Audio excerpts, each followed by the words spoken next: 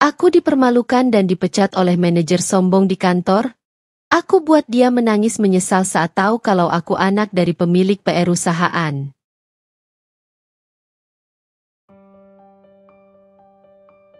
Namaku Diana, seorang perempuan berusia 24 tahun yang baru saja lulus dari universitas ternama di luar negeri dengan gelar di bidang manajemen keuangan.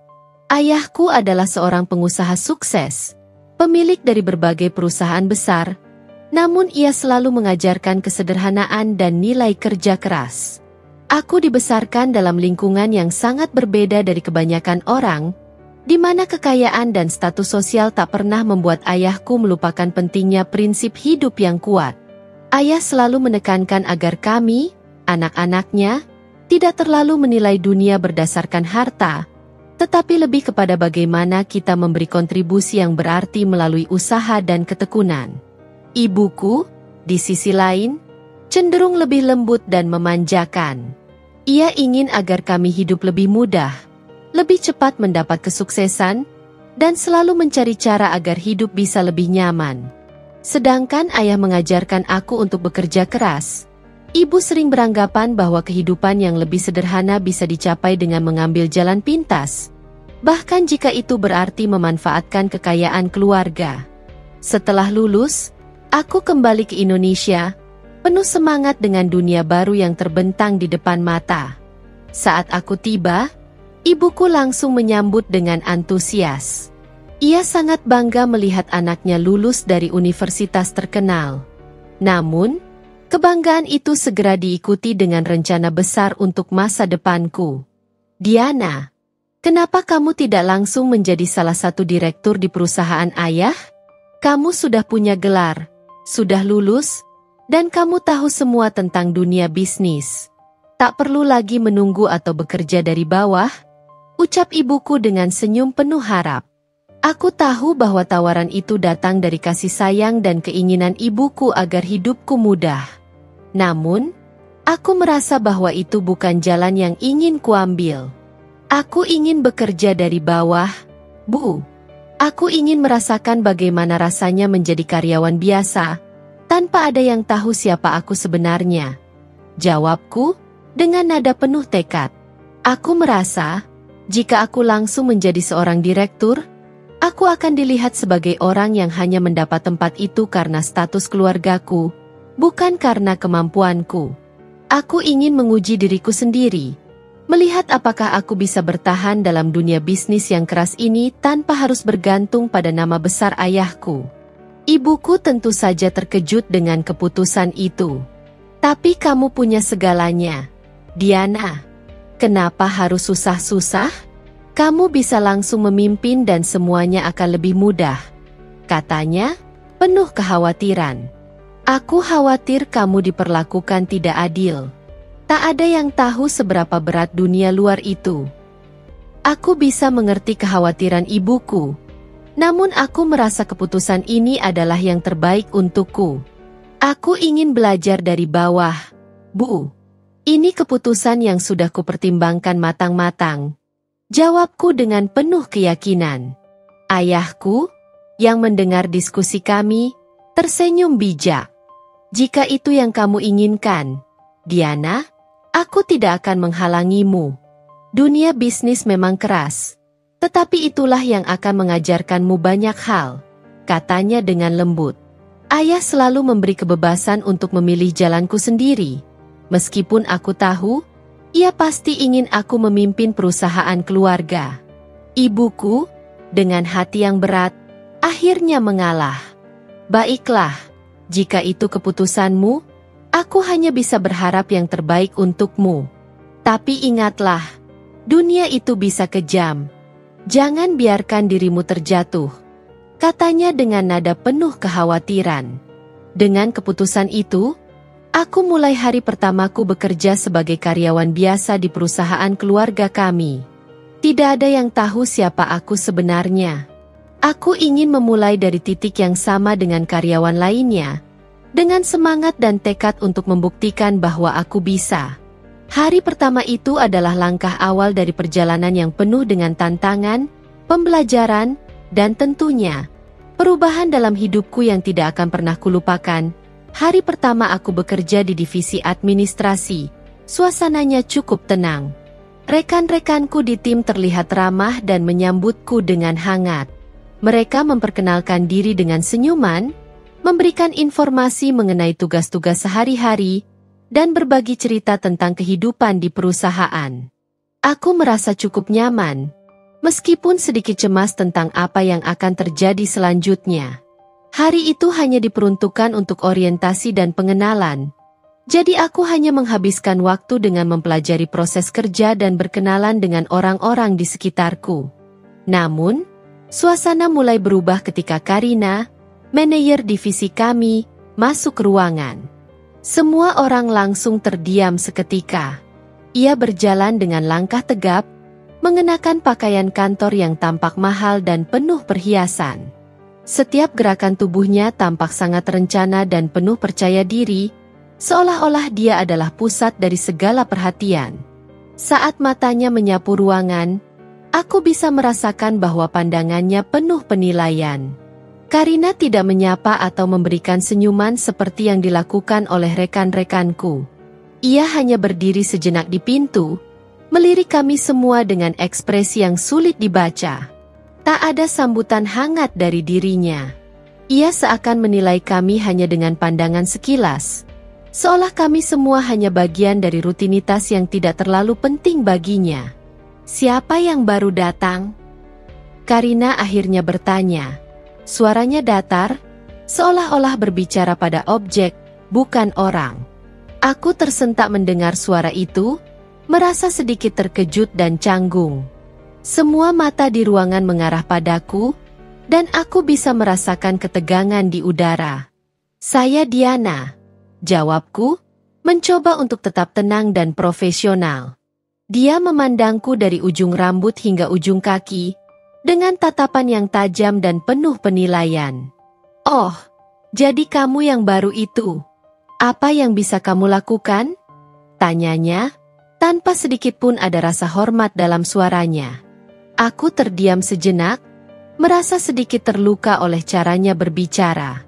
Namun, aku segera menanggapi dengan tenang, "Saya baru di sini, tapi saya siap belajar dan bekerja keras." Karina hanya mengangguk pelan, lalu berjalan melewati meja-meja kami tanpa berkata apa-apa lagi. Suara langkah kakinya yang mengklik di lantai berbaur dengan kesunyian ruangan yang kian terasa berat. Setiap orang kembali bekerja, namun aku bisa merasakan ketegangan yang menggantung di udara. Sejak saat itu, setiap kali Karina masuk ruangan, suasana langsung berubah menjadi lebih kaku dan tegang. Ia selalu bertindak seperti orang yang paling penting di ruangan, tanpa memberi kesempatan untuk berbicara atau berdiskusi dengan orang lain. Ia tampaknya lebih memilih untuk mendominasi ruangannya dengan sikap angkuh dan terkadang memerintah tanpa memberi penjelasan yang jelas. Karina jarang berbicara langsung kepada kami, kecuali jika ada tugas atau perintah yang harus diberikan. Terkadang, ia akan berbicara dengan nada tinggi, menganggap semua pekerjaan yang dilakukan oleh kami adalah hal sepele. Jika ada sesuatu yang kurang memuaskan, ia tidak segan-segan untuk memberikan kritik pedas yang terasa seperti pukulan bagi yang mendengarnya. Aku mencoba untuk tidak terlalu memperhatikan sikapnya. Namun semakin lama aku merasa semakin sulit untuk tidak terpengaruh. Aku sudah terbiasa dengan lingkungan yang saling menghargai. Namun di sini, tampaknya hal itu tidak berlaku. Karina sering terlihat seperti orang yang tidak peduli dengan perasaan orang lain, dan aku merasa seperti hanya menjadi satu dari banyak alat dalam perusahaan, bukan seorang individu yang dihargai. Namun, di balik semua sikap angkuhnya, aku tahu ada pelajaran yang bisa aku ambil. Aku ingin membuktikan bahwa aku mampu bekerja keras dan menunjukkan hasil yang baik, meskipun aku hanya seorang karyawan biasa. Hari-hariku di bawah kepemimpinan Karina menjadi lebih berat. Tapi aku tidak akan menyerah. Aku bertekad untuk membuktikan bahwa aku bisa berkembang tanpa harus mengandalkan status keluargaku. Setiap kali Karina memberi perintah dengan nada angkuh, aku berusaha untuk tetap tenang dan profesional. Aku tidak akan membiarkan sikap buruknya meruntuhkan semangatku. Namun, di sisi lain, aku juga merasa kesal. Mengapa harus ada orang seperti Karina yang merasa dirinya lebih baik dari yang lainnya hanya karena jabatan yang dia pegang? Sikap Karina semakin membuatku merasa bahwa dunia kerja ini tidak selalu adil. Namun, aku tetap berusaha untuk menunjukkan kemampuanku, meskipun dengan tekanan yang semakin besar dari setiap tindakannya. Aku tahu bahwa hanya dengan membuktikan diriku, aku bisa mendapatkan rasa hormat yang seharusnya aku terima, bukan karena siapa aku, tetapi karena apa yang telah aku capai setiap hari. Bekerja di bawah Karina semakin terasa berat. Meskipun aku berusaha sebaik mungkin untuk mengikuti setiap instruksi dan menjaga standar pekerjaan, rasanya seperti tidak pernah cukup baginya. Karina selalu mencari kesalahan, bahkan pada hal-hal terkecil sekalipun. Setiap kesalahan yang terjadi, sekecil apapun, langsung menjadi bahan amukan. Hari itu, aku sedang mempersiapkan laporan keuangan bulanan yang harus diserahkan tepat waktu. Aku telah memeriksa dan memastikan semuanya sesuai dengan standar yang telah ditetapkan, bahkan mengecek 2 kali untuk memastikan tidak ada kesalahan. Namun, saat Karina melihat laporan tersebut, matanya langsung menyipit dan mengernyitkan dahi. "Apa ini, Diana?" katanya dengan suara tinggi, membuat seisi ruangan terdiam. "Kenapa ada angka yang tidak sesuai? Ini bisa membuat perusahaan rugi besar. Kamu tahu?" Aku terkejut mendengarnya. Aku sudah memeriksa semua angka dan memastikan semuanya tepat. "Karina, saya sudah mengecek semuanya, dan saya rasa angkanya sudah benar. Mungkin ada kesalahan di sistem atau ada data yang belum terupdate," jawabku, berusaha menjelaskan dengan tenang. Namun, Karina tidak ingin mendengarkan penjelasanku. Ia langsung mengangkat tangan, memotong kata-kataku. "Tidak ada alasan. Kamu harus bertanggung jawab atas kesalahan ini. Kamu bahkan tidak tahu bagaimana cara membuat laporan yang benar," ujarnya dengan nada yang menusuk. Suaranya makin keras, dan beberapa rekan kerja mulai menatap dengan canggung. Sambil berusaha menahan rasa malu dan frustrasi, aku berkata, "Tapi saya yakin, saya sudah melakukan yang terbaik, Karina. Jika ada kesalahan, saya akan segera memperbaikinya." Karina hanya mendengus dan melemparkan laporan itu ke atas meja, tepat di depanku. "Yang terbaik? Itu tidak cukup. Kamu harus lebih berhati-hati lain kali, Diana. Jangan harap kamu bisa maju di perusahaan ini kalau terus melakukan kesalahan seperti ini." Aku merasa malu dan kecewa, bukan hanya karena dipermalukan di depan rekan-rekan kerja, tetapi juga karena penilaiannya yang tidak adil. Aku tahu aku tidak melakukan kesalahan besar, dan merasa seolah-olah Karina mencari-cari alasan untuk menyalahkanku. Sementara itu, para rekan kerja yang ada di ruangan hanya diam saja, enggan menginterupsi atau berbicara. Mereka semua tampak sudah terbiasa dengan cara Karina berinteraksi dengan kami, dan sepertinya tidak ada yang berani menghadapinya. Hari-hari setelah itu terasa semakin menegangkan. Karina terus mencari-cari kesalahan pada setiap pekerjaanku. Bahkan pada laporan-laporan yang sudah aku koreksi berulang kali, ia selalu menemukan kesalahan yang entah bagaimana bisa muncul begitu saja menurut penilaiannya. Setiap kali aku mencoba menjelaskan atau memberi klarifikasi, ia hanya mengangkat tangan dan memberi perintah tanpa mendengarkan. Rasanya seperti berbicara dengan dinding. Aku mulai merasa sangat frustasi, dan semakin lama, kepercayaan diriku mulai tergerus. Di satu sisi, aku tahu bahwa aku harus tetap profesional. Aku tidak bisa membiarkan emosiku mengambil alih dan merusak pekerjaanku. Namun, di sisi lain, aku merasa sangat tidak dihargai. Aku bekerja keras, berusaha memberikan yang terbaik, tetapi tidak pernah mendapatkan pengakuan. Sebaliknya, aku selalu dijadikan kambing hitam setiap kali ada masalah kecil. Suatu hari, Aku membuat kesalahan kecil dalam penginputan data pelanggan. Itu adalah sesuatu yang bisa diperbaiki dengan mudah. Namun Karina langsung memanggilku ke kantornya dengan ekspresi marah yang sudah tidak asing lagi. Ketika aku masuk, ia langsung mengarahkan jari ke arahku. Seolah-olah aku adalah penyebab seluruh masalah yang ada di dunia ini. Diana, kamu tidak bisa melakukan hal-hal sesederhana ini dengan benar. Apa yang kamu kerjakan selama ini? Ini sudah ketiga kalinya kamu membuat kesalahan. Katanya, suaranya penuh dengan kebencian. Aku merasa seperti dipukul mundur. Rasanya, apapun yang aku lakukan, tidak akan pernah cukup bagi Karina. Aku mencoba menjelaskan bahwa aku sedang memperbaiki kesalahan dan akan menyelesaikan tugas dengan lebih hati-hati. Tetapi Karina tidak mau mendengarkan. Tidak ada yang perlu kamu jelaskan. Kamu harusnya sudah lebih bisa mengatasi hal seperti ini. Jawabnya dingin. Aku merasa hatiku semakin berat. Aku mulai bertanya-tanya, apakah aku benar-benar bisa bertahan di bawah kepemimpinan seperti ini? Setiap hari terasa seperti ujian, dan aku mulai merasa tertekan. Kepercayaan diriku yang dulu kokoh perlahan-lahan hancur. Di sisi lain, aku tahu jika aku menyerah begitu saja, aku akan kalah. Tidak mungkin aku membiarkan dirinya menang dengan cara merendahkan orang lain seperti ini. Aku bertekad untuk tetap bekerja keras, meskipun Karina terus-menerus mencari kesalahan. Namun, meskipun aku terus menunjukkan hasil terbaik, aku merasa semakin terasing. Rasanya seperti berada di dalam perangkap, di mana apapun yang aku lakukan tidak akan pernah cukup. Suasana kerja semakin buruk. Setiap kali Karina memanggilku, aku merasa seolah-olah aku sedang disidang, dan bukan diberi kesempatan untuk berkembang. Semua teman-temanku yang lain juga mulai menjauh, enggan untuk terlibat atau menunjukkan simpati, karena mereka tahu apa yang akan terjadi jika mereka ikut campur. Hari-hari berlalu, dan aku semakin merasa terpojok.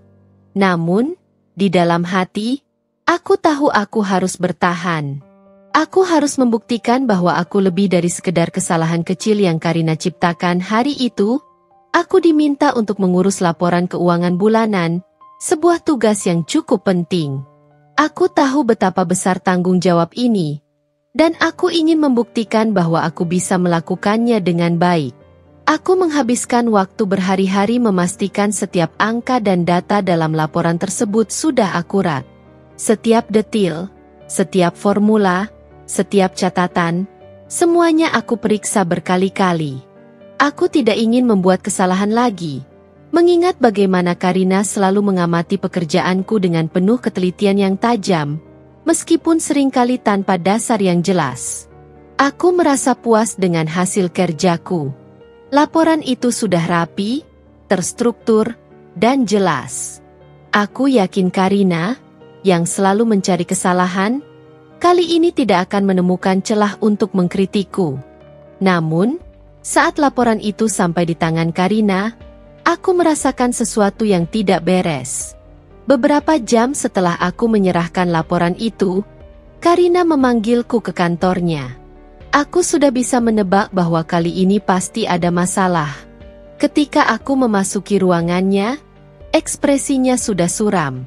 Ia langsung memandangku dengan tatapan tajam, seolah-olah aku adalah musuh besar yang harus dikalahkan. Diana, ini apa? Karina melemparkan laporan itu ke atas meja dengan kasar, membuat beberapa lembar kertas terbang. Aku duduk, mencoba menahan diri agar tidak terlihat gugup. Ada yang salah, Karina? Tanyaku, berusaha menjaga nada suara tetap tenang, meskipun hatiku mulai berdegup kencang.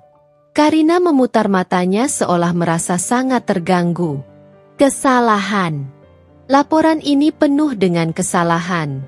Apa kamu buta angka, Diana? Ini laporan yang benar-benar kacau. Kamu tidak pantas mengerjakan hal seperti ini. Aku terkejut mendengar tuduhan itu. Aku yakin, semua yang ada dalam laporan sudah benar. Dengan hati-hati, Aku menjelaskan, Karina, saya sudah memeriksa dan memastikan laporan ini sesuai dengan standar yang ada.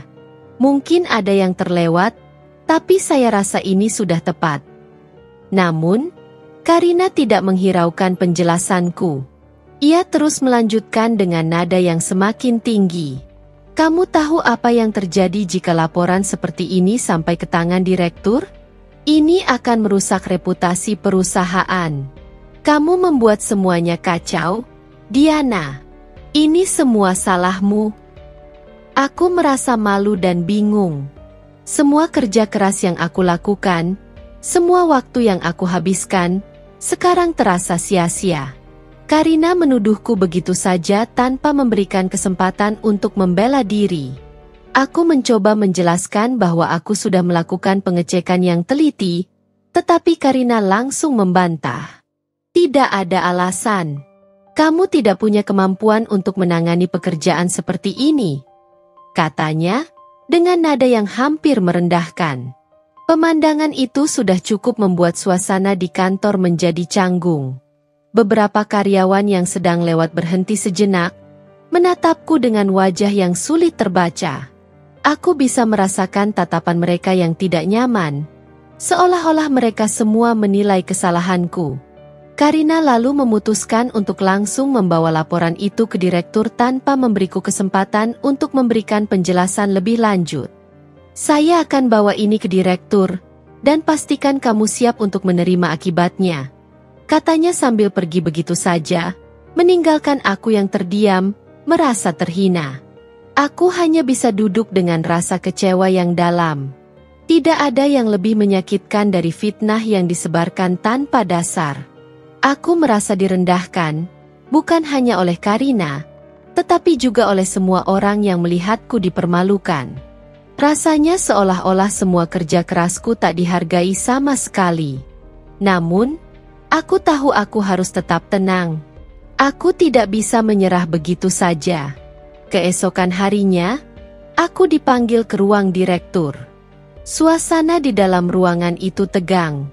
Direktur perusahaan, Pak Arif, duduk di mejanya dengan wajah serius. Di sebelahnya, Karina berdiri dengan ekspresi puas, seolah-olah ia baru saja memenangkan pertempuran besar. Diana, saya mendengar laporan yang kamu buat penuh dengan kesalahan. Karina sudah menjelaskan masalahnya. Apa kamu ingin memberikan penjelasan? Pak Arif bertanya, suaranya penuh penekanan. Aku menatap Karina yang tidak menunjukkan sedikitpun rasa penyesalan, bahkan lebih seperti menunggu aku untuk dihukum. Aku menarik napas panjang sebelum akhirnya menjawab, Pak Arif, saya sudah memeriksa laporan tersebut dengan teliti. Saya yakin tidak ada kesalahan besar. Saya meminta maaf jika ada yang terlewat, namun saya percaya laporan tersebut sudah sesuai standar. Pak Arif mengangguk, tetapi ekspresinya masih tampak ragu. Karina, yang berdiri di sampingnya, langsung menyela. Tapi, Pak Arif, lihat saja. Laporan itu jelas-jelas tidak akurat. Kalau dibiarkan, perusahaan bisa mengalami kerugian besar. Diana tidak punya perhatian terhadap detail, dan itu sudah jelas terlihat dari laporan ini. Aku merasa semakin terpojok. Karina telah memfitnahku dengan sengaja, menciptakan gambaran buruk tentang pekerjaanku. Namun, aku tidak bisa menyerah.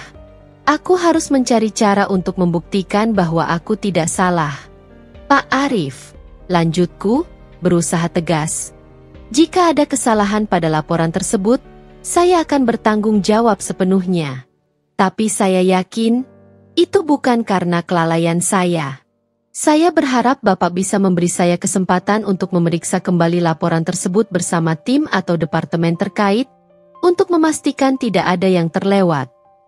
Pak Arif diam sejenak, kemudian mengangguk. Baiklah, Diana, kami akan lihat bersama. Tapi, kamu harus ingat, di perusahaan ini, segala sesuatu harus dilakukan dengan benar. Jangan sampai ini terjadi lagi. Aku mengangguk, merasa sedikit lega meskipun masih ada ketegangan. Karina, di sisi lain, tampak tidak senang dengan hasil itu. Ia menatapku dengan tatapan tajam, seolah-olah merasa kecewa karena aku masih bisa mempertahankan diriku. Hari itu aku kembali ke meja kerjaku dengan perasaan campur aduk. Aku merasa kemenangan kecil ini tidak sepenuhnya membebaskanku. Karina masih menjadi ancaman yang bisa kapan saja menghabisi reputasiku. Namun, aku tidak akan menyerah. Aku harus lebih hati-hati dan terus bekerja dengan baik, meskipun jalan yang harus aku tempuh penuh dengan rintangan. Setelah insiden laporan yang memalukan itu, aku merasa semakin waspada dengan setiap tindakan Karina. Tak hanya sikapnya yang arogan, tapi aku mulai menyadari bahwa ia juga memiliki kebiasaan buruk yang seringkali merugikan karyawan, terutama dalam hal keuangan. Salah satunya adalah pemotongan gaji yang dilakukan secara sewenang-wenang dan tanpa alasan yang jelas. Pagi itu, aku terlambat 5 menit karena kemacetan di jalan. Meskipun aku sudah berangkat lebih awal, arus lalu lintas yang padat dan beberapa lampu merah membuatku terjebak dalam kemacetan yang tak bisa kuhindari. Aku bergegas masuk ke kantor dengan napas terengah-engah, berharap tidak ada masalah besar akibat keterlambatanku. Namun, begitu aku sampai di meja, aku langsung menerima notifikasi melalui sistem penggajian elektronik yang menunjukkan bahwa gajiku telah dipotong sebesar 1 hari kerja. Aku tidak bisa mempercayai apa yang aku lihat. 5 menit terlambat. Itu yang menyebabkan potongan gaji sebesar itu? Aku segera mencari Karina, ingin memastikan apakah ada kesalahan dalam sistem atau jika ada penjelasan lainnya. Namun, ketika aku menemukannya di ruangannya, ekspresinya sama sekali tidak menunjukkan penyesalan.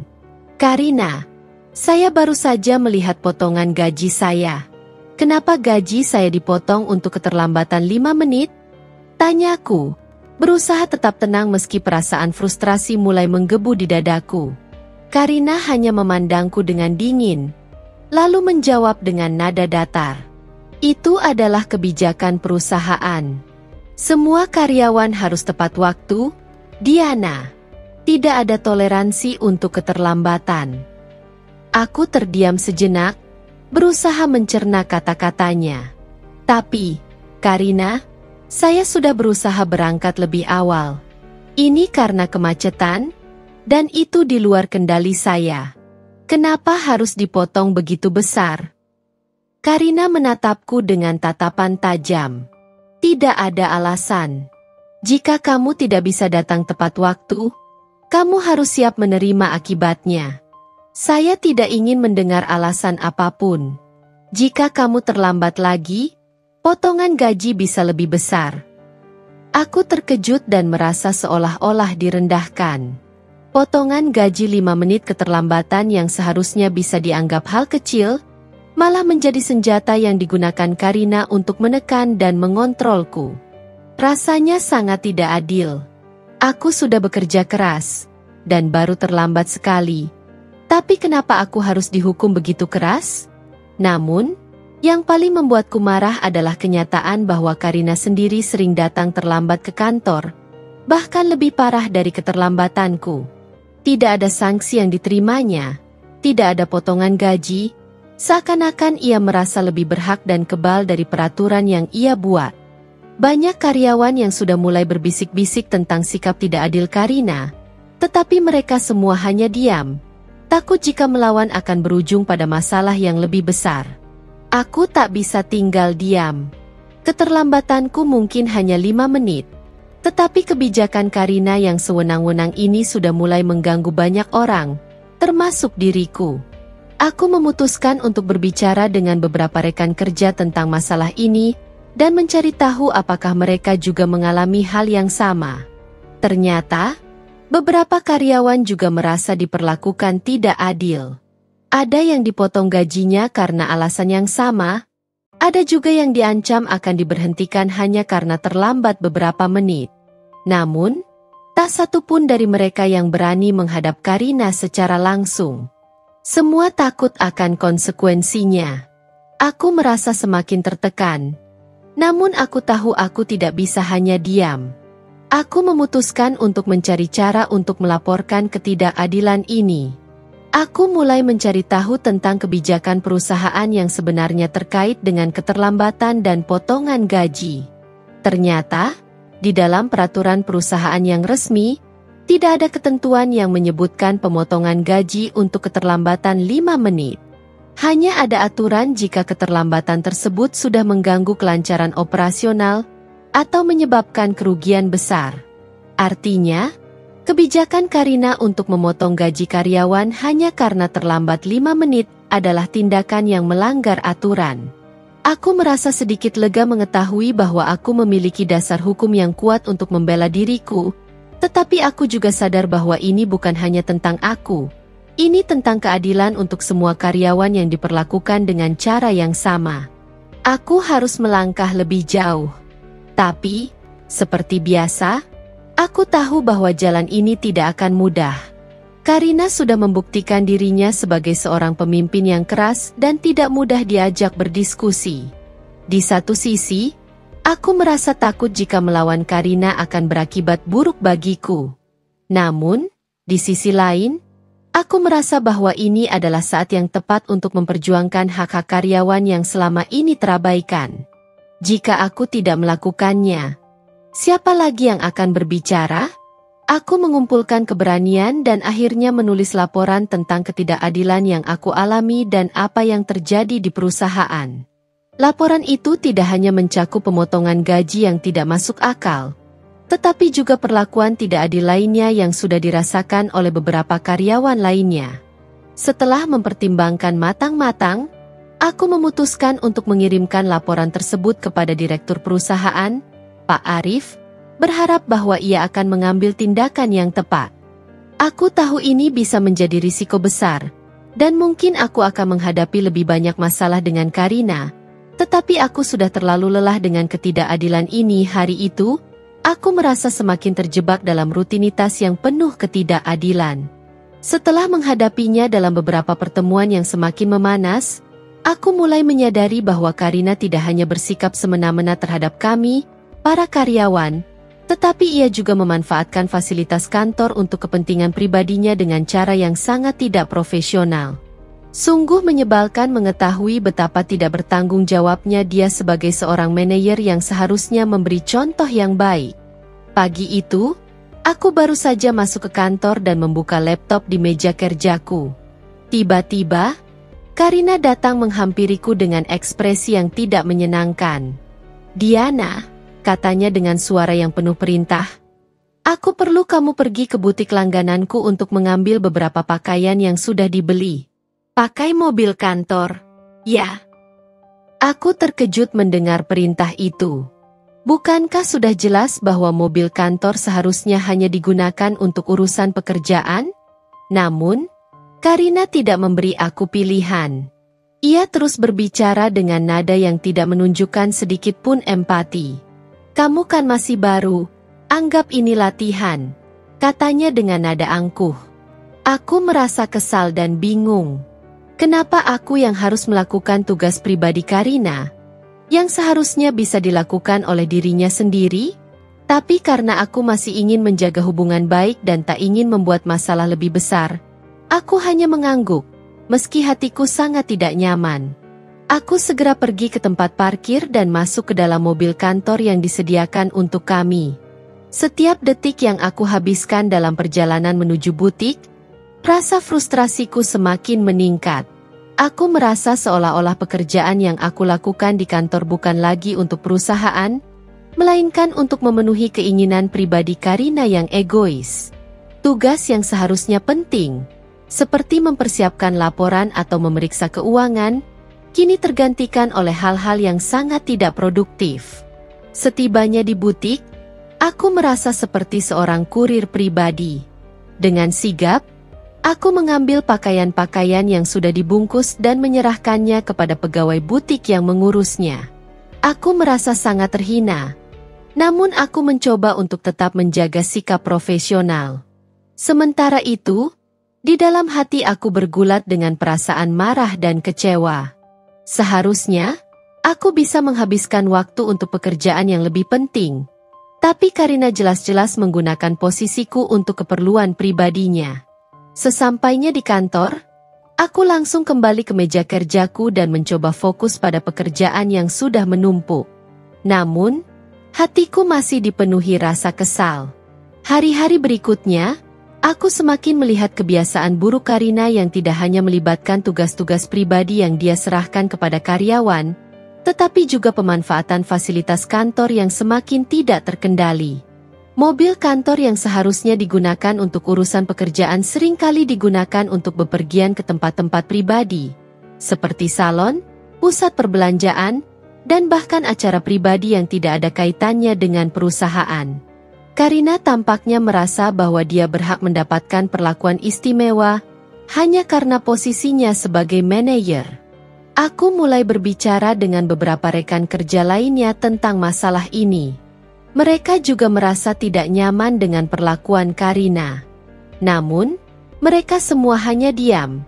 Takut jika berbicara akan berisiko mengundang masalah bagi mereka sendiri. Mereka sudah terbiasa dengan cara Karina yang sewenang-wenang, dan tidak ada yang berani menentangnya. Namun, aku tidak bisa diam. Rasanya aku tidak bisa lagi membiarkan sikap tidak profesional ini berlanjut.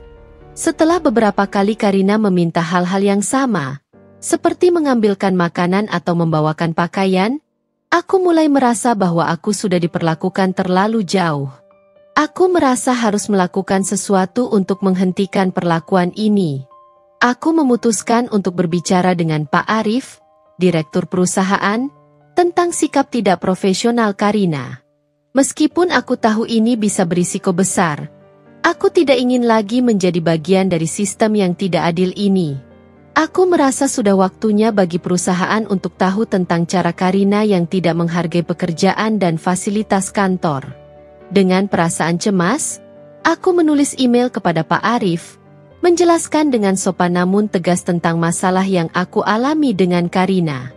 Aku menceritakan beberapa peristiwa di mana Karina dengan sengaja menggunakan fasilitas kantor untuk keperluan pribadinya dan melibatkan karyawan dalam urusan yang tidak ada kaitannya dengan pekerjaan.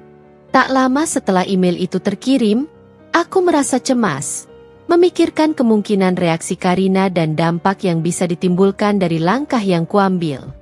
Namun, aku tahu ini adalah satu-satunya cara untuk menghentikan ketidakadilan yang aku dan rekan-rekanku alami. Hari itu, aku menunggu dengan jantung berdegup kencang. Aku tidak tahu apa yang akan terjadi setelah Pak Arif membaca email itu. Hari-hari berlalu, dan suasana di kantor semakin terasa menyesakan. Walaupun aku sudah mencoba berbicara dengan beberapa rekan kerja tentang kelakuan Karina, semuanya memilih untuk diam. Mereka lebih memilih menjaga kedamaian, meski dalam hati mereka menyimpan rasa frustrasi yang mendalam. Karina memang tidak segan-segan menyalahkan karyawan untuk hal-hal kecil yang sebenarnya bukan kesalahan mereka, bahkan menghukum mereka dengan cara yang sangat tidak adil. Aku mulai melihat semakin banyak karyawan yang mengeluh tentang cara Karina memperlakukan mereka, namun mereka semua memilih untuk tetap diam. Banyak dari mereka takut jika mereka melawan atau mengungkapkan keluhan, mereka akan kehilangan pekerjaan mereka. Karina, sebagai manajer, memiliki kekuasaan yang besar. Ia bisa dengan mudah memecat siapa saja yang dianggapnya tidak setia atau tidak memenuhi harapannya. Tak jarang, ada beberapa karyawan yang sudah dipindahkan ke divisi yang jauh lebih berat dan jauh dari apa yang mereka inginkan hanya karena mereka dianggap tidak cukup baik di mata Karina. Aku melihat rekan-rekanku yang telah lama bekerja di perusahaan ini mulai terlihat lelah. Mereka bekerja dengan penuh tekanan, selalu takut membuat kesalahan, dan merasa diperlakukan dengan tidak adil. Bahkan mereka yang sudah berpengalaman dan sangat kompeten di bidangnya, tetap dipandang sebelah mata oleh Karina.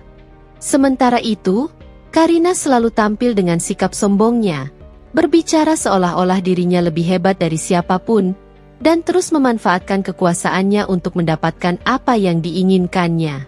Ada satu kejadian yang benar-benar membuka mataku tentang betapa buruknya keadaan. Pada suatu hari, Seorang karyawan baru, Rina, yang sudah bekerja keras selama beberapa minggu, dipanggil oleh Karina ke ruangannya. Rina adalah sosok yang ceria dan sangat rajin bekerja. Dia sering datang lebih awal dan pulang lebih larut dari jam kerja, dengan tujuan untuk membuktikan kemampuannya. Namun, saat ia masuk ruang Karina, ia tidak mendapati sambutan yang hangat.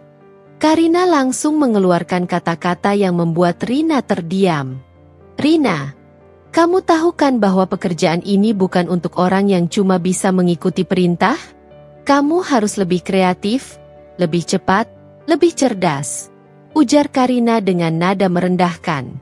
Rina hanya bisa terdiam, meski wajahnya sudah menunjukkan betapa kecewanya dia. "Tapi, Bu Karina," jawab Rina dengan suara gemetar, "saya sudah berusaha bekerja sebaik mungkin." Karina tidak peduli. Ia hanya menyeringai dengan sikap tak acuh dan melanjutkan omelannya, tanpa memberi kesempatan Rina untuk membela diri. "Sebaiknya kamu mulai mencari pekerjaan yang lebih sesuai dengan kemampuanmu. Di sini, kami butuh orang yang bisa mengimbangi kecepatan dan kualitas kerja yang tinggi, bukan yang hanya sekadar datang bekerja setiap hari," kata Karina, tanpa menunjukkan sedikit pun empati. "Aku merasa hatiku hancur melihat perlakuan itu." Rina adalah salah satu dari sedikit orang yang benar-benar bekerja keras di sini, dan perlakuan seperti itu sungguh tidak pantas dia terima. Bahkan, aku melihat ada air mata yang hampir jatuh di pipi Rina, namun ia berusaha menahannya. Setelah kejadian itu, aku merasa semakin terbeban dengan situasi di kantor. Aku ingin sekali berbuat sesuatu, tapi aku tahu betul bahwa melawan Karina adalah hal yang sangat berisiko. Meski aku merasa sangat marah dan ingin sekali membantu Rina, aku juga tahu bahwa kami semua, tanpa terkecuali, berada di posisi yang sangat lemah. Bahkan, para karyawan yang sudah lama bekerja di sini dan lebih berpengalaman pun takut untuk melawan. Mereka sudah terjebak dalam lingkaran ketakutan dan ketidakpastian yang diciptakan oleh Karina. Namun, meskipun begitu, aku mulai merasa bahwa aku tidak bisa hanya diam lagi. Setiap hari aku mendengar lebih banyak keluhan dari rekan-rekanku, dan semakin banyak karyawan yang merasa tak dihargai. Ada yang mulai terlihat lelah, bahkan depresi. Beberapa orang bahkan mulai mengajukan pengunduran diri, meskipun mereka tahu betul bahwa mencari pekerjaan baru di tengah kondisi ekonomi yang sulit bukanlah hal yang mudah. Aku merasa semakin sulit untuk hanya mengabaikan ketidakadilan ini. Pada satu titik, aku sadar bahwa aku harus melakukan sesuatu. Aku mulai menyusun rencana untuk mengumpulkan bukti-bukti tentang tindakan Karina yang tidak profesional dan menyusahkan banyak orang di kantor. Aku merasa ini adalah satu-satunya cara agar keadilan bisa tercapai, tidak hanya untuk diriku sendiri, tetapi juga untuk rekan-rekanku yang terjebak dalam ketidakadilan yang sudah berlangsung terlalu lama. Namun, aku juga sadar bahwa ini bukanlah langkah yang mudah. Melawan Karina berarti berhadapan langsung dengan seorang wanita yang penuh kekuasaan dan tidak segan-segan untuk menghancurkan siapapun yang berani melawannya. Aku harus benar-benar hati-hati, tidak hanya agar aku tidak merusak karierku, tetapi juga agar aku bisa membela hak-hak karyawan lain tanpa membuat situasi menjadi semakin buruk. Waktu semakin berjalan, dan ketegangan di kantor semakin meningkat. Setiap kali Karina masuk ruangan, aku bisa merasakan ketegangan yang menular ke seluruh tim. Aku tahu bahwa suatu saat, situasi ini akan mencapai titik puncaknya. Aku hanya berharap bahwa saat itu tiba, aku sudah siap untuk menghadapi apapun yang akan datang hari itu. Suasana di kantor terasa lebih tegang dari biasanya. Sejak pagi, Karina sudah memanggil beberapa orang untuk rapat mendadak, menyusun agenda untuk presentasi di depan direktur yang dijadwalkan siang harinya. Tugas yang diberikan padaku cukup jelas. Mengumpulkan dan menyusun semua laporan dan data keuangan yang diperlukan untuk pertemuan tersebut. Seperti biasa, aku berusaha menyelesaikan tugas itu dengan teliti, memastikan tidak ada satupun detail yang terlewat. Namun, beberapa jam menjelang rapat, Aku mendengar suara Karina yang memanggil nama seluruh tim dengan suara keras dan jelas. File laporan yang seharusnya ada untuk pertemuan direktur hilang, teriaknya. Suasana seketika berubah menjadi panik. Semua orang mulai mencari-cari file yang hilang tersebut, dan aku ikut bergabung dalam pencarian. Meskipun aku yakin sudah menyerahkan semua dokumen tersebut ke bagian yang bertanggung jawab. Namun, bukannya memberi apresiasi atas usaha semua orang yang tengah sibuk mencari, Karina dengan cepat menyalahkanku. Diana, ini semua salahmu. Kamu yang mengurusi file ini dan kamu yang harusnya memastikan semuanya ada. Kalau file ini hilang, itu karena kelalaianmu. Katanya dengan nada menyakitkan, seolah-olah aku sengaja melakukan kesalahan. Aku terkejut dan hampir tidak bisa berkata-kata. Semua orang di ruangan itu, yang sedang mencari file bersama, terdiam mendengar tuduhan Karina. Aku merasa seluruh tubuhku gemetar. Bagaimana mungkin ia menuduhku seperti itu? Aku tahu bahwa aku tidak melakukan kesalahan apapun. Aku sudah menyerahkan file tersebut dengan hati-hati dan memastikan semuanya sesuai dengan instruksi. Tapi, Bu Karina, saya sudah menyerahkannya ke bagian administrasi, seperti yang diperintahkan, jawabku dengan suara yang sedikit gemetar. Saya yakin file itu sudah diterima oleh mereka. Namun, Karina hanya menyeringai dan berkata dengan nada mengejek, "Kamu tidak berhak memberi alasan. Kamu yang mengurusnya, jadi kamu yang harus bertanggung jawab. Sekarang cari itu, atau kamu akan menanggung akibatnya." Semua mata kini tertuju padaku, dan aku merasa seperti terjebak dalam sebuah perangkap yang tidak aku buat. Seluruh tim diam, beberapa di antara mereka terlihat bingung, sementara yang lainnya hanya menatapku dengan ragu. Aku tahu, dari ekspresi wajah mereka semua tahu bahwa aku tidak bersalah. Namun, tak ada yang berani bicara atau membela. Sebagai karyawan biasa, siapa yang akan berani melawan Karina yang begitu kuat dan berkuasa? Aku memutuskan untuk tetap tenang dan mencari file itu bersama rekan-rekan yang lain. Meskipun hatiku terluka. Selama berjam-jam, kami mencari di setiap sudut kantor, memeriksa setiap meja, dan memastikan tidak ada yang terlewat. Rasanya semakin lama aku di sini, semakin aku merasa bahwa ini adalah tekanan yang tidak adil. Aku bukanlah orang yang ingin mencari masalah, tetapi sikap Karina yang terus-menerus menyalahkan aku tanpa alasan membuatku hampir putus asa. Setelah hampir 2 jam pencarian yang sia-sia, Karina akhirnya memberi instruksi kepada salah satu karyawan untuk memeriksa email. Mengingat file tersebut sempat dikirimkan lewat email juga. Ketika email itu akhirnya ditemukan dan file itu terbuka di layar komputer, aku merasa sedikit lega. Ternyata, file tersebut tidak hilang sama sekali. Hanya saja Karina belum mengecek dengan teliti dan terburu-buru menuduh aku tanpa bukti yang jelas. Namun, meskipun bukti menunjukkan bahwa file itu tidak hilang dan hanya terlambat ditemukan, Karina tidak sekalipun meminta maaf padaku. Bahkan, ia hanya berkata, "Kamu sangat beruntung kali ini, Diana. Tapi ingat, ini adalah peringatan untuk kamu. Jangan sampai kejadian seperti ini terulang lagi." Perasaan kecewa dan marah bercampur aduk di dalam diriku. Karina tidak hanya membuatku dipermalukan di depan rekan-rekanku, tapi juga tidak punya sedikit pun rasa tanggung jawab atas kata-katanya yang kejam. Aku merasa seperti hanya dipandang sebagai kambing hitam setiap kali ada masalah. Selama ini aku bekerja keras, mengikuti setiap aturan yang ada, namun masih saja menjadi sasaran fitnahnya. Sejak hari itu, aku semakin merasa tertekan di kantor. Meski aku tahu bahwa aku harus tetap profesional, hati kecilku merasa sangat terluka. Aku tidak ingin tinggal diam, tetapi di saat yang bersamaan, aku tahu bahwa melawan Karina akan membawa risiko yang besar. Aku terjebak dalam dilema. Apakah aku harus terus menelan semua perlakuan tidak adil ini, ataukah aku harus berani menghadapi konsekuensinya dan melawan ketidakadilan yang terus-menerus menghantuiku? Aku melihat teman-temanku yang bekerja keras, tetapi mereka tidak bisa berbuat apa-apa.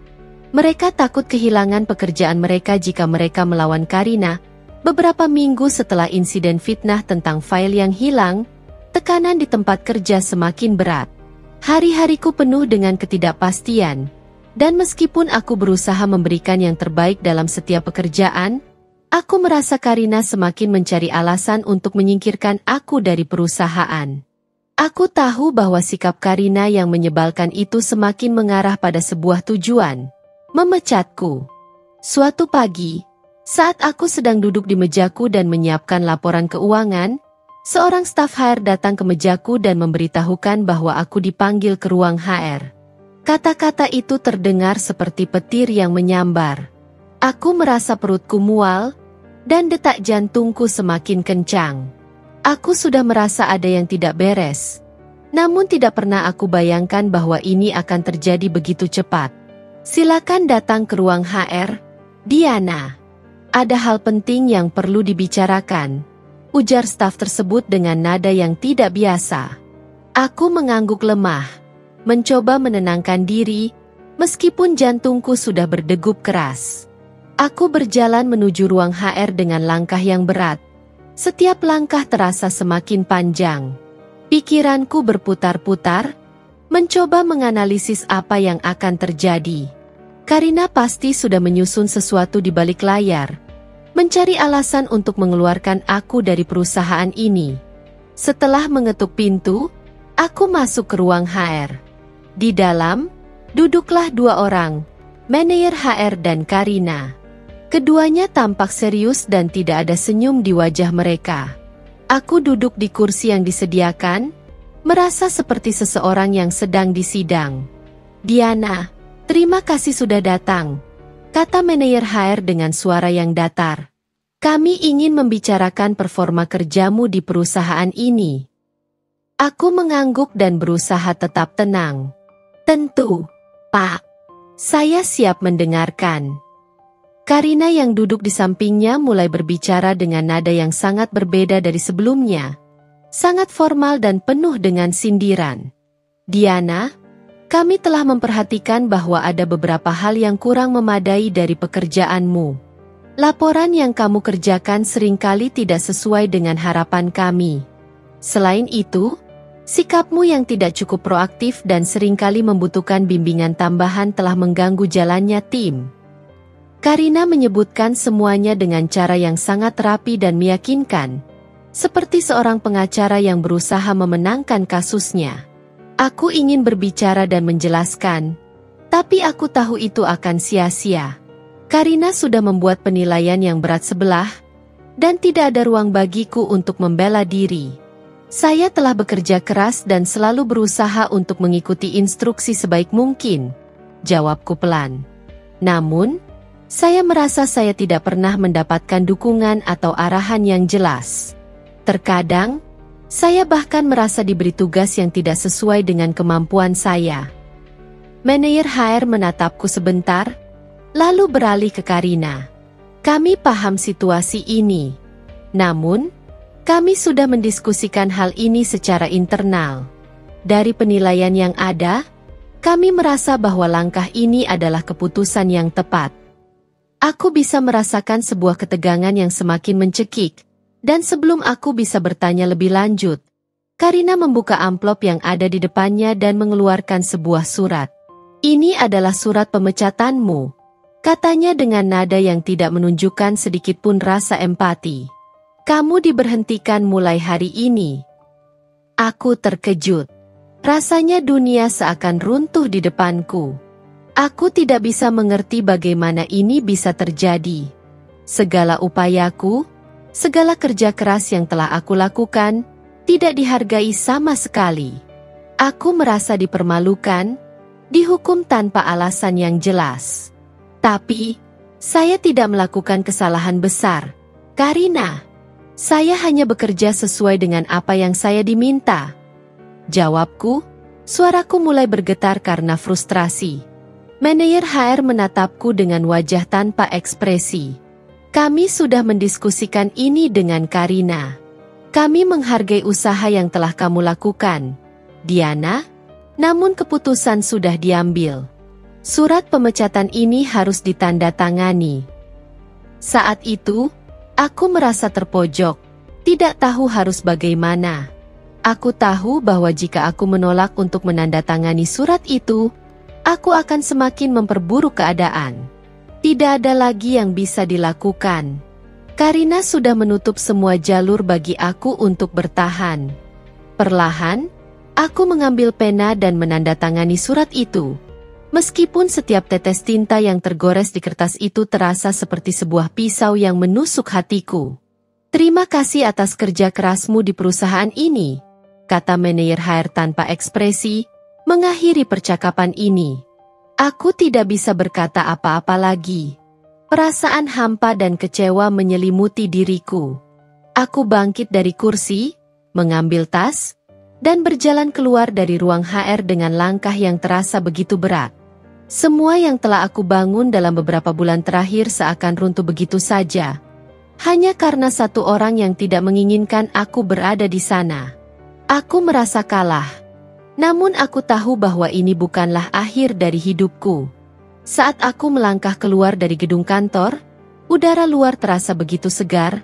Namun hati ini kosong, langkahku terasa berat saat keluar dari gedung perkantoran itu.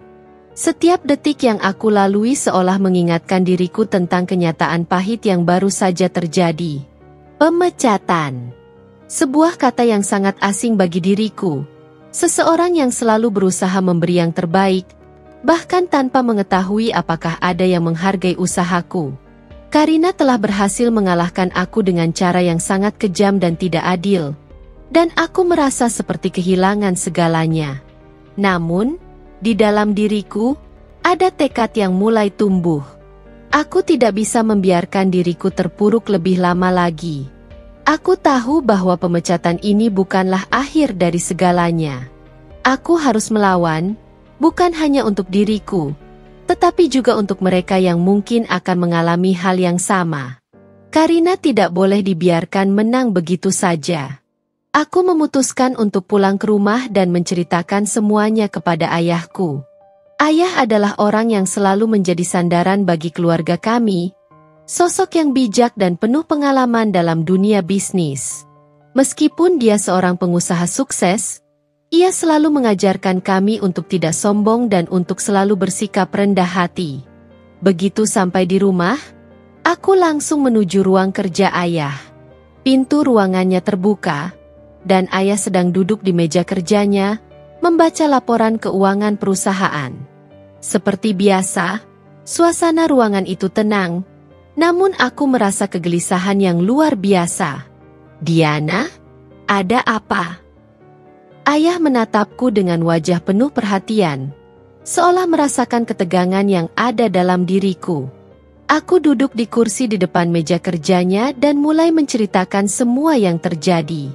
Aku menceritakan tentang Karina, sikapnya yang semena-mena, bagaimana ia memfitnahku, dan akhirnya bagaimana aku dipecat tanpa alasan yang jelas. Suaraku sedikit bergetar, tapi aku berusaha untuk tetap tenang. Setiap kali aku mengingat kejadian-kejadian itu, hatiku semakin perih. Namun aku tahu ini adalah langkah pertama dalam melawan ketidakadilan. Ayah mendengarkan dengan seksama, tidak menyela, hanya sesekali mengangguk-anggukkan kepala. Setelah aku selesai bercerita, suasana di ruangan itu terasa sangat hening. Seakan-akan ayah sedang mencerna semua yang baru saja aku katakan. Tenang saja, Diana, kata ayah dengan suara yang dalam dan penuh ketenangan. Ini saatnya kita berbuat sesuatu. Aku menatap ayah dengan mata yang mulai berkaca-kaca. Apa yang bisa kita lakukan? Ayah? Aku sudah merasa seperti semuanya sudah berakhir. Aku bahkan tidak tahu apakah aku masih memiliki tempat di dunia ini setelah apa yang terjadi. Ayah tersenyum lembut. Meskipun aku bisa melihat kilatan serius di matanya. Diana, hidup tidak selalu berjalan mulus. Kadang, kita akan menemui hambatan yang terasa sangat besar, seperti tembok yang sulit dihancurkan. Tapi ingat, Tembok itu tidak akan bertahan selamanya. Kita akan membuat Karina tahu bahwa tidak ada orang yang boleh bertindak sewenang-wenang hanya karena kekuasaan atau kedudukan. Aku menunduk, mencerna kata-kata ayah. Meskipun hatiku masih diliputi kebingungan dan kekecewaan, aku mulai merasakan semangat baru muncul dalam diriku. Aku tidak ingin menjadi korban, aku ingin melawan. Aku ingin membuktikan bahwa ada keadilan, meskipun dunia ini terkadang terasa tidak adil. Ayah melanjutkan, kita akan ambil langkah-langkah yang tepat. Kita akan mengumpulkan bukti-bukti, berbicara dengan orang-orang yang tahu tentang Karina dan sikap buruknya. Aku sudah mendengar banyak hal tentang dia, dan kita akan membuatnya mempertanggungjawabkan segala perbuatannya. Aku terkejut mendengar kata-kata ayah. Ayah tahu tentang sikap Karina. Ayah mengangguk. Aku tahu lebih banyak daripada yang kamu kira. Bisnis ini bukan hanya soal angka dan laba, Diana. Ini juga tentang karakter orang-orang yang terlibat di dalamnya. Karina tidak bisa dibiarkan terus berkuasa dengan cara yang salah. Rasa harapanku mulai tumbuh. Ayah benar. Aku tidak bisa hanya berdiam diri dan membiarkan semua ini berlalu begitu saja. Jika Karina merasa dia bisa menghancurkan hidupku dengan mudah, maka aku akan menunjukkan padanya bahwa aku bisa bertahan, lebih kuat dari sebelumnya. Apa yang harus aku lakukan, ayah? Tanyaku, suara yang penuh tekad kini menggantikan rasa takut yang sebelumnya menyelimuti hatiku. Langkah pertama, kita akan memulai dengan berbicara dengan tim HR. Kita akan mencari tahu apakah pemecatanmu sudah sesuai prosedur, ataukah ada kesalahan dalam pengambilan keputusan. Aku akan memastikan semua keputusan yang diambil adil dan sah. Jawab ayah dengan yakin. Aku mengangguk dengan semangat yang kembali menyala. Ini bukan hanya tentang aku, tapi juga tentang keadilan untuk semua orang yang mungkin berada di bawah tekanan yang sama. Aku merasa, untuk pertama kalinya, bahwa aku memiliki kekuatan untuk mengubah keadaan. Terima kasih, ayah, kataku dengan suara yang penuh rasa terima kasih. Aku tidak akan menyerah. Aku akan berjuang untuk diri aku sendiri, dan untuk orang-orang yang mungkin tidak berani melawan. Ayah tersenyum bangga. Itulah semangat yang aku harapkan dari anakku. Ingat, Diana, kamu lebih kuat dari yang kamu kira. Tidak ada yang bisa menghentikanmu jika kamu tahu apa yang benar. Aku merasa seolah-olah sebuah beban telah terangkat dari pundakku. Bersama ayah, aku merasa lebih kuat, dan kini aku tahu bahwa aku tidak perlu takut lagi menghadapi Karina atau siapapun yang mencoba menindasku. Seminggu setelah pemecatan itu, aku merasa cukup siap untuk kembali menghadapi kantor, tapi kali ini dengan sikap yang berbeda. Aku tidak lagi menjadi korban yang tunduk dan takut pada tekanan. Aku datang dengan tujuan yang jelas, membawa tekad yang lebih kuat, dan untuk menuntut keadilan. Aku tahu ini bukan perkara mudah, dan mungkin ada banyak hal yang bisa berjalan tidak sesuai harapan. Namun, aku tidak peduli. Aku harus berjuang untuk hakku, dan untuk membuktikan bahwa aku tidak takut pada intimidasi yang dilakukan oleh seseorang yang hanya berusaha menyalahgunakan kekuasaannya. Hari itu, aku mengenakan jas resmi berwarna hitam, yang aku rasa cukup formal untuk menunjukkan keseriusan niatku. Aku juga ditemani oleh ayahku, yang memiliki wibawa yang tak bisa diragukan lagi. Ayahku, meskipun tidak pernah terlibat langsung dalam kegiatan sehari-hari perusahaan, memiliki pengaruh besar dan reputasi yang kuat. Ada perasaan penuh keyakinan di dalam hatiku, meskipun aku tahu hal ini akan menjadi pertemuan yang sangat tegang. Ketika kami memasuki kantor, suasana terasa berbeda. Semua karyawan menatap kami dengan penasaran. Mungkin mereka tidak menyangka aku akan kembali ke tempat ini setelah pemecatan yang begitu mendalam. Namun, ada satu sosok yang tampaknya tidak terlalu terkejut, Karina. Dengan tatapan merendahkan, dia menghampiri kami dengan langkah angkuh. Oh, Jadi kamu masih ingin memohon kerja di sini? Ujar Karina dengan senyum sinis. Matanya menilai kami dengan nada yang seolah-olah merasa dia masih punya kuasa penuh. Tentu saja, Karina merasa dia berada di posisi yang tinggi, dan dia tidak menganggap kami sebagai ancaman. Aku menatapnya dengan tenang, meskipun hatiku bergejolak. Aku sudah cukup merasa sakit hati dengan perlakuannya. Tapi aku tahu kali ini aku tidak boleh kehilangan kendali. Aku harus menunjukkan padanya bahwa dia bukanlah orang yang bisa mengatur hidupku. Tunggu sebentar, Manajer Karina. Saya tidak datang untuk memohon, jawabku dengan senyum tipis, yang mungkin sedikit mengejutkan baginya. Ayahku berdiri di sampingku dengan sikap penuh kewibawaan, tidak mengeluarkan sepatah kata pun. Namun kehadirannya sudah cukup untuk membuat suasana menjadi lebih serius.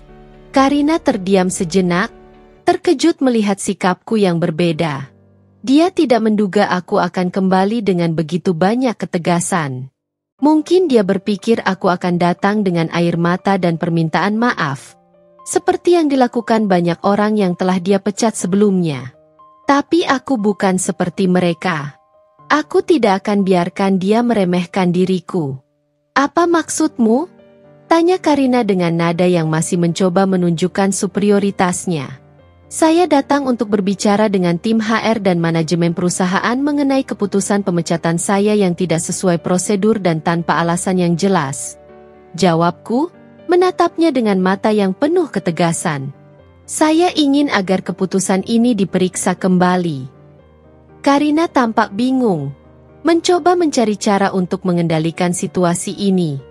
Dia tidak tahu bahwa aku telah mempersiapkan semuanya dengan sangat matang. Aku membawa dokumen-dokumen yang menunjukkan bahwa pemecatanku tidak memenuhi prosedur yang tepat, serta bukti bahwa Karina sering membuat keputusan berdasarkan emosi pribadi dan kepentingan pribadi, bukan berdasarkan kinerja atau etika kerja yang adil. Ayahku memulai pembicaraan dengan pihak HR yang telah dipersiapkan untuk menghadapi pertemuan ini. Aku tahu dia tidak akan melibatkan diri langsung dalam masalah ini, tetapi kehadirannya sudah cukup membuat mereka berpikir dua kali sebelum mengambil keputusan yang sembarangan. HR dan manajer perusahaan mulai melihat dengan serius masalah yang kuajukan. Karina, yang tadinya merasa begitu kuat, kini mulai cemas.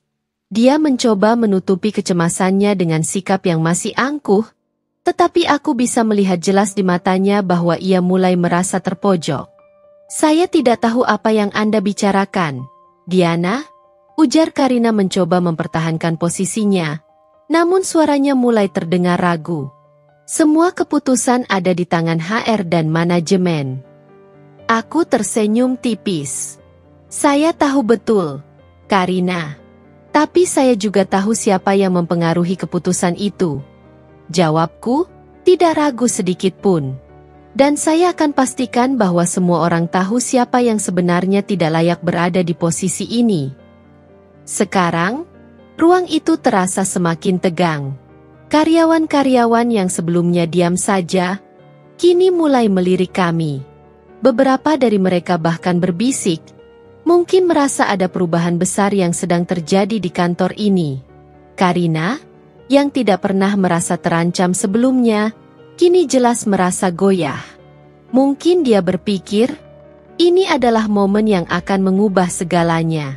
Dia menyadari bahwa aku bukan lagi Diana yang dulu, yang bisa dibungkam begitu saja.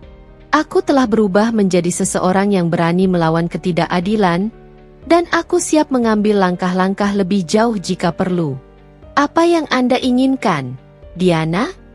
Tanya Karina dengan suara yang mulai kehilangan kepercayaan diri. Saya ingin keadilan.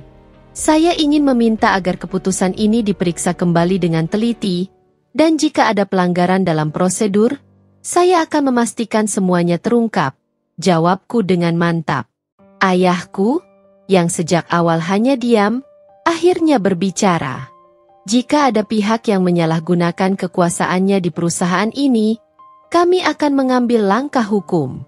Kami akan pastikan tidak ada orang yang merasa aman dengan perlakuan semena-mena seperti ini.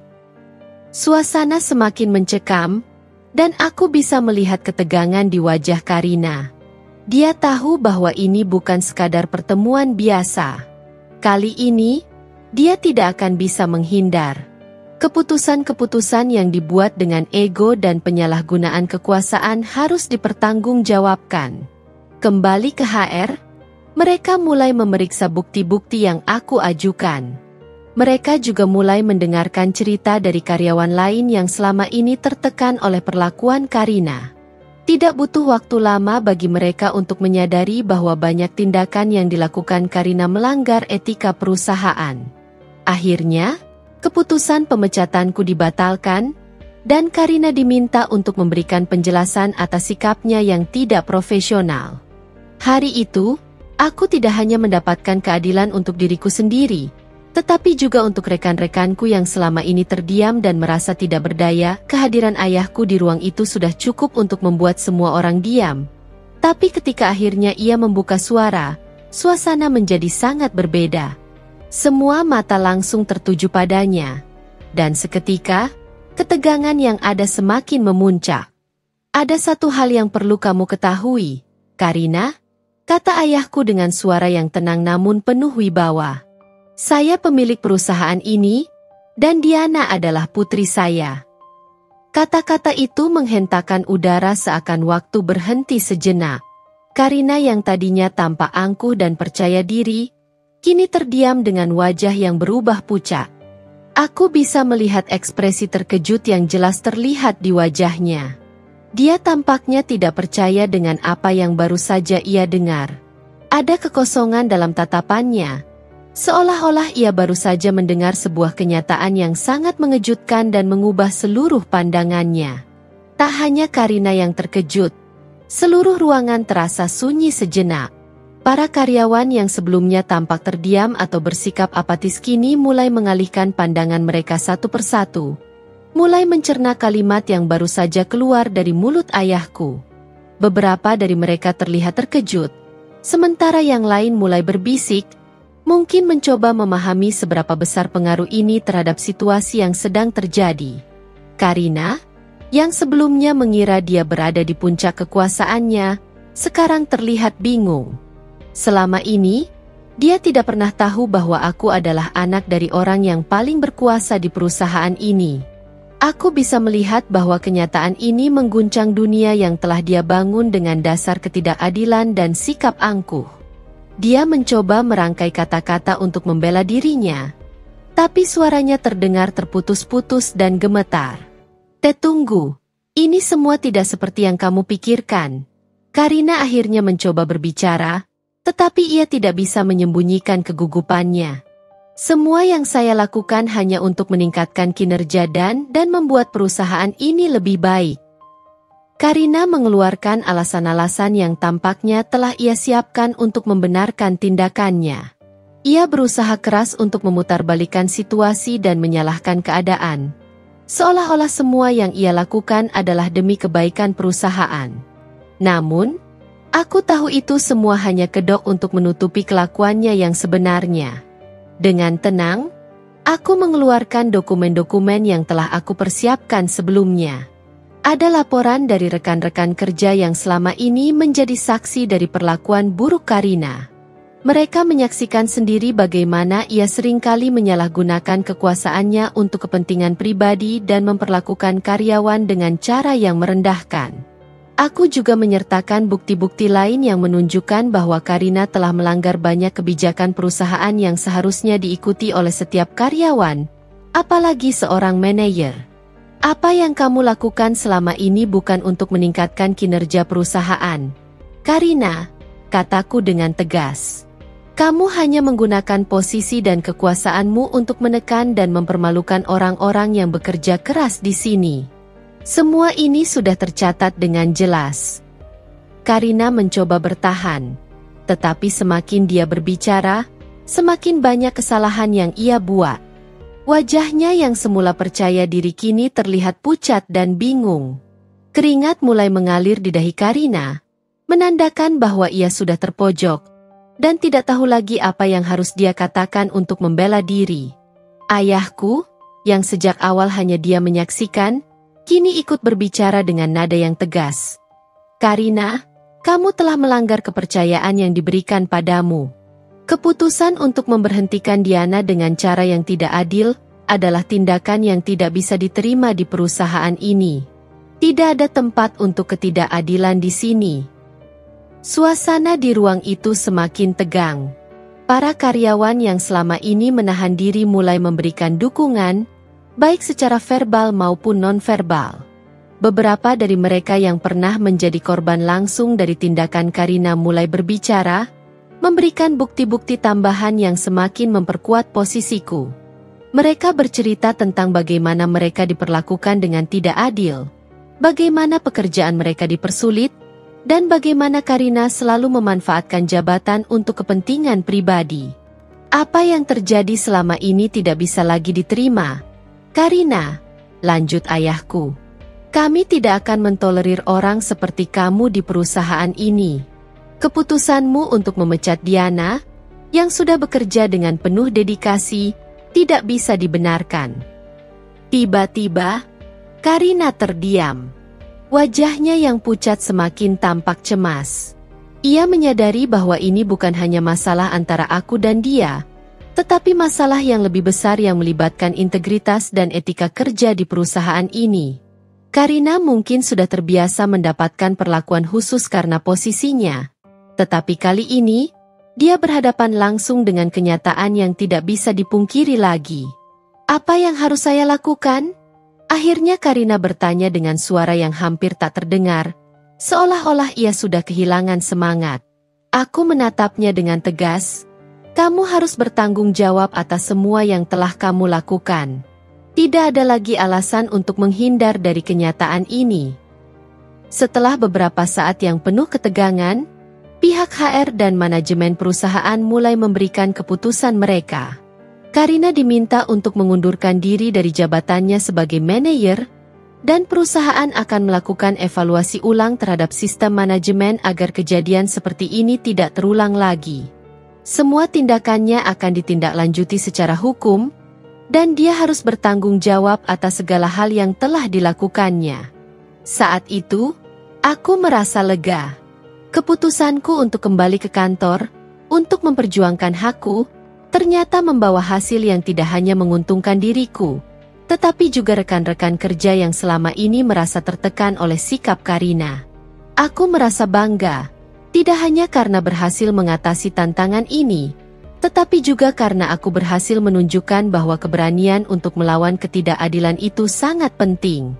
Dan pada akhirnya, aku tahu bahwa ini adalah awal dari perjalanan baru, di mana aku tidak hanya menjadi bagian dari perusahaan, tetapi juga seseorang yang berani untuk memperjuangkan apa yang benar. Karina berjalan keluar dari ruang manajer dengan langkah tergesa-gesa. Matanya yang dulu penuh rasa percaya diri kini tampak kosong dan penuh penyesalan. Kejadian ini begitu mengguncang dirinya. Tidak hanya kehilangan jabatan yang selama ini ia banggakan, tetapi juga wajahnya yang tergores dengan aib di hadapan seluruh staf perusahaan. Bahkan, meski ia mencoba berjalan dengan kepala tegak, tampaknya setiap langkahnya semakin terasa berat, seolah bebannya bertambah setiap kali ia melangkah.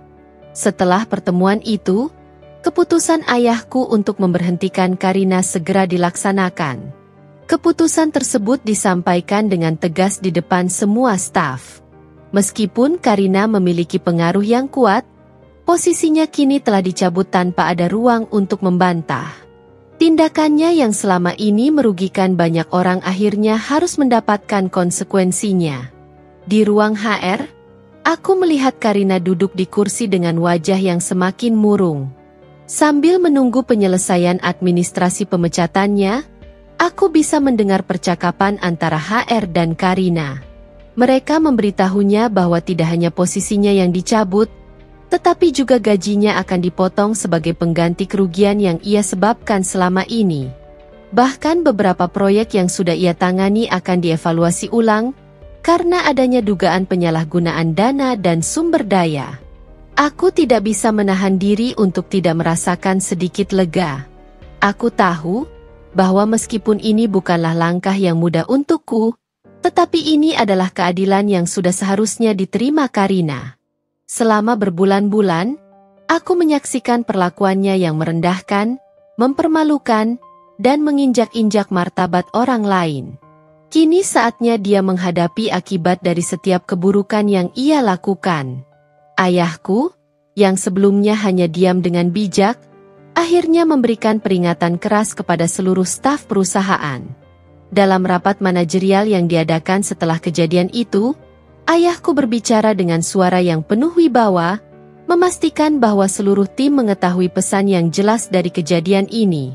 Perusahaan ini bukan hanya tentang profit dan angka-angka yang tercatat di laporan keuangan, katanya dengan tegas.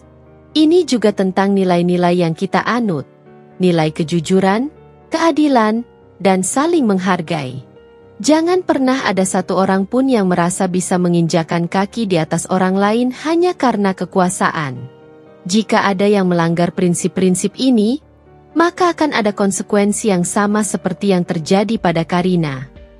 Suasana di ruang rapat itu terasa tegang, namun juga penuh penghormatan. Aku bisa melihat betapa para staf yang dulunya merasa tertekan oleh sikap Karina kini mulai merasa lega.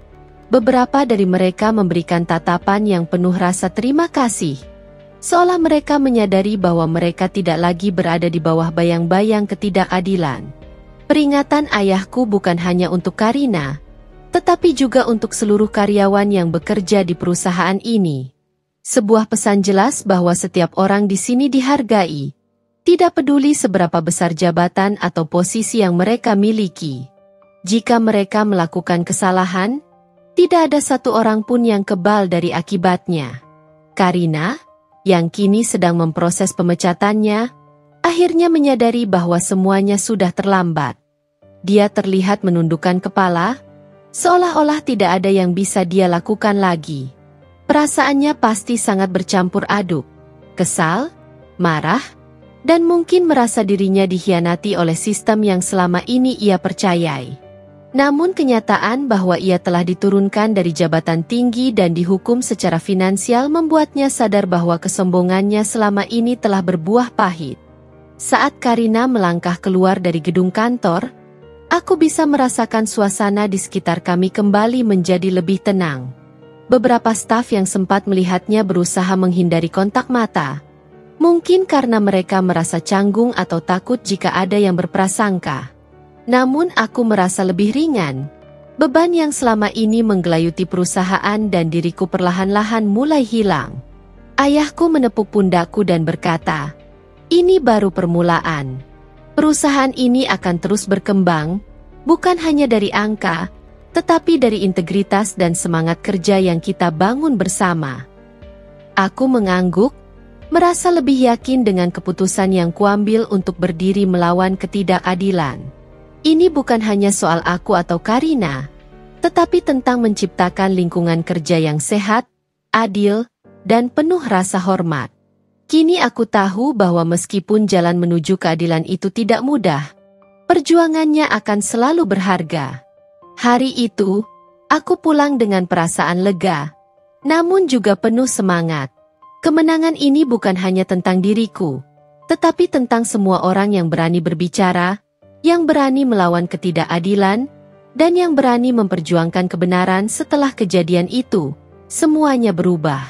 Karina, yang dulu merasa tak tergantikan dan berkuasa, kini hanya menjadi bagian dari masa lalu perusahaan. Tempatnya telah digantikan oleh seorang manajer yang jauh lebih baik, seseorang yang tidak hanya kompeten, tetapi juga penuh rasa hormat terhadap setiap karyawan. Semua orang di kantor mulai merasa suasana kerja mereka kembali menjadi lebih baik, lebih terbuka, dan lebih jujur. Kepercayaan yang sempat terkikis kini kembali dibangun. Aku pun kembali bekerja di perusahaan, namun kali ini dengan tanggung jawab yang lebih besar. Ayahku memberikan izin untuk memperbaiki manajemen di divisi tempat aku dulu bekerja, memberi kesempatan untuk mengimplementasikan nilai-nilai yang selama ini aku pegang teguh. Aku diminta untuk membantu dalam merancang kebijakan baru yang lebih adil dan transparan, untuk memastikan setiap karyawan diperlakukan dengan hormat dan dihargai. Mungkin ini adalah kesempatan terbaik yang bisa kuberikan untuk menunjukkan bahwa sebuah perusahaan tidak hanya diukur dari keuntungan finansialnya, tetapi juga dari kualitas hubungan antar karyawan. Hari-hari pertama di posisi baruku memang tidak mudah. Ada banyak tantangan yang harus aku hadapi, termasuk menjaga agar perubahan yang aku rencanakan bisa diterima dengan baik oleh seluruh tim. Namun, aku merasa lebih siap menghadapi semua itu.